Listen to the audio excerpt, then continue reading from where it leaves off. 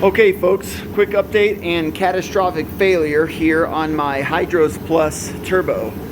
I came out here to do a quick bypass on my Rio sensor because I'm using a snowblower, so when I go in reverse I don't want it to kill my mid-PTO, and so all that involves is putting some zip ties to pull this little lever in and hold that in on the back.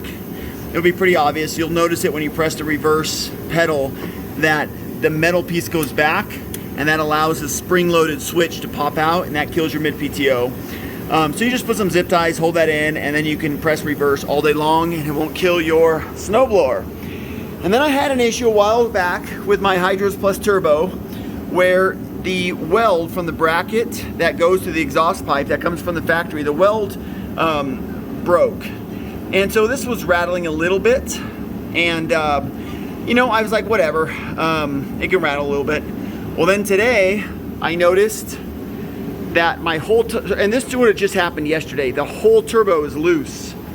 I say it just happened yesterday. I don't know when this would have happened, but check this out. One of the bolts came completely out. This one here just straight up snapped the riser, right? The forged riser just snapped it. Look at that. And then that third bolt looks like it just came out. So the whole turbo is completely loose, floating. Not good. Again, I think I would have noticed this if this happened more than just yesterday. Of course, my boys do a lot of snow plowing, so they may not have noticed.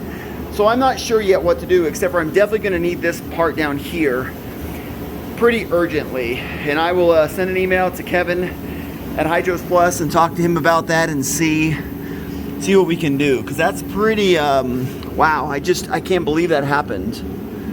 And two bolts loose, and then this one just snapped. I don't even know. But well, there you go. There's the update on my turbo situation. Okay, short follow-up video. It looks like at some point this weld had also broken. I just hadn't noticed that. So this weld broke. And then this is the weld. Can't really see it that well, but whatever. This weld broke as well here and here. And then this is what this piece looks like. Again, there's the broken section just on that side. The other two look fine. Here's the piece that broke off, the forged piece holding the only remaining bolt.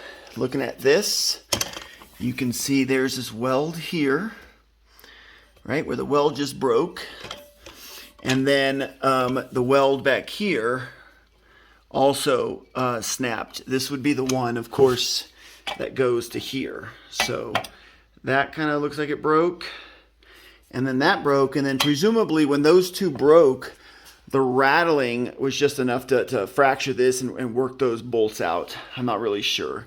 That's just my best guess. All right, another quick update, just because I need my tractor for snow blowing pretty urgently. This is what I came up with. I found bolts that worked, and they're longer. I put red thread locker in to hold them. The one back here, I went ahead and used the factory bolt that I hadn't lost, the one from hydrosplus.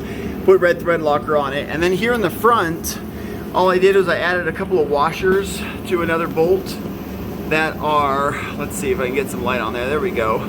That are just kind of grabbing a little bit of the lip here to put some other pressure here. Obviously, it's not ideal, but I think that's gonna get me in business for a few days until I get a replacement one of these and the little gasket that's in there.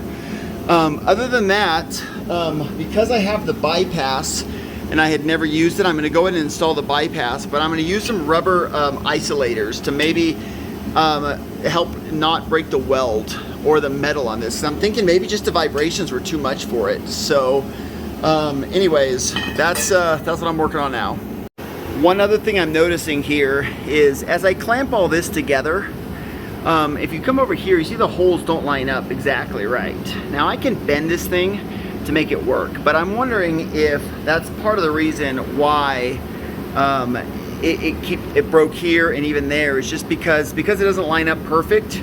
The stresses on it when I have to bend the metal to make it work are just a bit much for it. So there's nothing I can really do because I mean it's all clamped where it's supposed to be up here. and that just is where it is. One thing to notice, when I installed this, I wrote the number of hours on my tractor, 618 hours.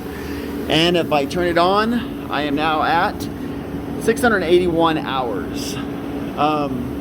So, you know, 60 hours-ish of use, and yeah, that's what happened.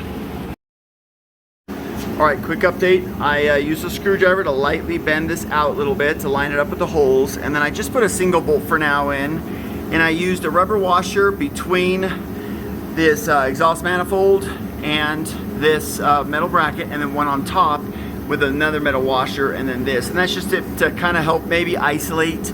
It's not very good rubber, but you know, that's what I could do for now. Other than that, everything is tight, even without this lower bracket. Everything is tight on there. I am not sure how this will work, but I'm hoping this will get me through the next few days till I can sort out a replacement.